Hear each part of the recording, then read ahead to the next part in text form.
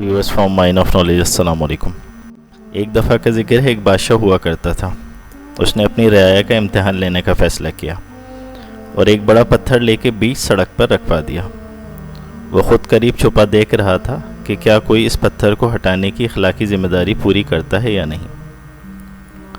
बादशाह सुबह से वहाँ जाके मुआयना करने लगा। एक के बाद एक उसके दरबारी और उमरा वहाँ से अपने लाओ लश्कर के साथ गुज़रते रहे। कई लोग बुलंद आवाज़ में बादशाह और ख़राब तर्ज़ हुक्मरानी को कोसते और बड़बाते रहे, मगर किसी ने पत्थर को हटाने की कतई कोशिश ना की। कुछ देर के बाद एक गरीब किसान अपनी घोड़ा गाड़ी लेके वहाँ पे पहुँचा। पत्थर के पास रुक के इसने अपनी घोड़ा गाड़ी रोक दी और पत्थर को हटाने की कोशिश करने लगा, मगर पत्थर बहुत भारी था, लिहाजा उसे सख्त मेहनत करना पड़ी। बड़ी अनथक कोशिश के बाद वो पत्थर को रास्ते से हटाने में कामयाब हो गया। फिर उसे पत्थर के नीचे से बादशाह की रखी हुई सोने की अशरफियों की थैली मिली और एक शाही फरमान कि उसे बादशाह के मसाहिब ख़ास में शामिल किया जाता है। इस कहानी से दो सबक मिलते हैं। पहला सबक, ज़िंदगी में आने वाली हर रुकावट आपको कुछ ख़ास दे के जाती है।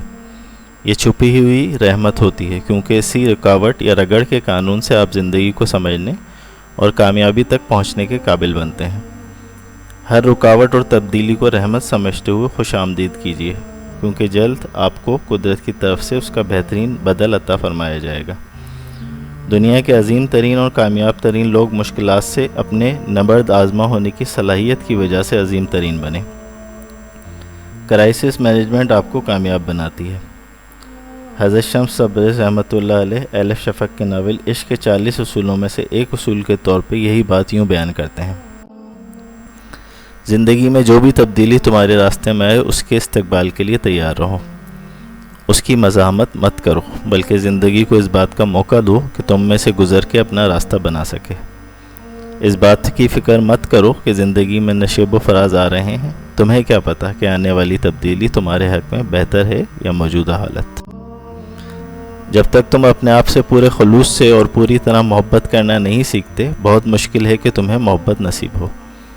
और जब ये मर्तबा हासिल हो जाए तो फिर हर उस कांटे के लिए भी शुक्रगुजार हो जो तुम्हारे रास्ते में फेंका जाए, क्योंकि ये इस बात की अलामत है कि तुम पर अनकरीब फूल भी निछावर होंगे। नाज़रीन कराम, सोचिए ज़िंदगी में, हमारी ज़िंदगी में क्या यही कुछ नहीं हो रहा? हम में से हर एक हर रोज़ हर काम की ज़िम्मेदारी हुकूमत पर, बल्दिया पर और इदारों पर डाल के उन्हें बुरा भला कह रहा होता है। हालांकि अगर कराची शहर में कचरे का ढेर लगा है तो ये कचरा कराची से बाहर से किसी ने आके तो नहीं डाला होगा।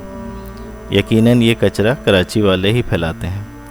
अक्सर औकात गाड़ियों का शीशा नीचे होता दिखाई देता है और बाहर जूस का डब्बा, सिगरेट का पैकेट वगैरह सीधा सड़क पे आके गिरते हैं। कभी किसी खिड़की या फ्लैट की बालकनी से कचरे का शॉपर सड़क पर आन गिरता है। साहिल समंदर पर हर तरफ कचरा ही कचरा नज़र आता है, क्योंकि हर शख्स खा पी कर कचरा फैलाना अपना हक समझता है। अगर इस कचरे को हर शख्स मुतात अंदाज में ख़ुद ठिकाने लगाए तो पूरा शहर कचरे का ढेर में तब्दील ना हो जाए। हमें अपने गिरवान में झांकना होगा। हुकूमती कारकर्दगी से कतई नज़र हमें अच्छे शहरी बनने के लिए और माशरे की बेहतरी के लिए अपना किरदार अदा करना होगा। हज़रत शम्स तबरेज़ी रहमतुल्लाह अलैह इश्क़ के 40 उसूलों में से एक उसूल के तौर पे बयान फरमाते हैं, तकदीर का ये मतलब नहीं है कि तुम्हारी ज़िंदगी को मुकम्मल तौर पे बांध कर रख दिया गया। हर बात को मुकद्दर पर छोड़ देना और कायनात के साथ हम आहंग होने की कोशिश ना करना महज जहालत की अलामत है। कायनाती मौसीकी हर तरफ से फूट रही है और उसके 40 मुख्तलिफ दर्जात हैं। तुम्हारा मुकद्दर वो दर्जा है जिस पर तुम अपना साज़ बजा रहे हो सकता है कि तुम्हारा साज़ तब्दील ना किया जा सके, लेकिन इस साज़ से जो नगमा और जो धुन तुम निकालते हो उसका इन्हिसार सिर्फ तुम पर ही है। यानी तुम्हारा मुकद्दर तुम्हारे ही हाथों में है। तुम ही अपनी रूह के कप्तान और किस्मत के आका हो। अपनी ज़ात और अपनी फैमिली से तरबियत शुरू करें कि कचरा शॉपर में डाल के कचरेदान में ही डालें। इसी तरह वापडा और के इलेक्ट्रिक को लोड शेडिंग या नाकिस कारकर्दगी पर कोसने से पहले अपना मुहासबा कर लें कि कहीं आप ही लोड शेडिंग के ज़िम्मेदार तो नहीं। कहीं आपके नाजायज़ कुंडे और मीटर रीडर के साथ साजबाज इस सारे मकरू निज़ाम में आपके बराबर शरीक होने की अलामत तो नहीं। फिर भी आप मासूमियत के साथ हुकूमत को मोर्दे इल्ज़ाम ठहरा रहे हैं, जबकि आप ही ख़ुद इस हालत के ज़िम्मेदार हैं। گرمی کے مسلسل بڑھاؤ میں جنگلات کی اور درختوں کی کمی کو پورا کرنے کی تمام ذمہ داری حکومت پہ ڈالنا مناسب نہیں، جبکہ گرمی اور آلودگی ہم سب کو بری طرح متاثر کر رہی ہے۔ ہر گھر، دکان وغیرہ کے سامنے 1 سے 2 درخت لگانا کوئی مشکل یا مہنگا کام نہیں، جبکہ بڑے گھروں، ہوٹلوں اور تفریح کے مقامات پر کئی درخت لگائے جا سکتے ہیں، جس سے گرمی اور آلودگی میں کافی کمی ہو سکتی ہے۔ مختصر یہ ہے کہ ہر چیز حکومت یا اداروں پر ڈال کے خود بریو ذمہ ہو جانے کی روش ترک کر کے اب ہر شخص کو اپنی انفرادی ذمہ داری پورا کرنے کے لیے آگے آنا ہوگا، یعنی کوسنے اور بہانے بنانے چھوڑنے ہوں گے اور کام کرنا شروع کرنا ہوگا۔